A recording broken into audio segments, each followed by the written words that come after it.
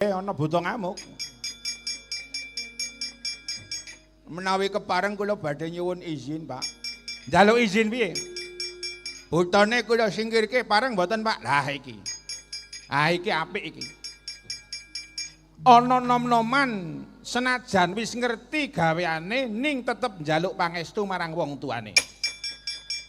Ben supaya entuk ridane, ben supaya apa sing dilakoni ana berkahe, merga ana pangestu saka wong tuane. Niki penting napa penting? Penting. Pak, kadang adab dikesampingkan di masyarakat modern. Ini yang perlu kita waspadai. Jangan sampai hari ini kita terbuai dengan istilah modernisasi tapi lupa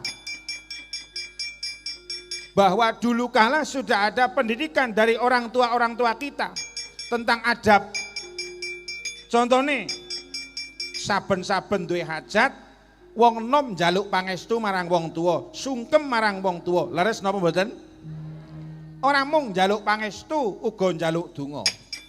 Kepara dadak munduk-munduk yen kepengin marem maneh mlaku ndodok sungkem nyecep astane wong tuane. Utawa wong sing luwih tuwa kepara marang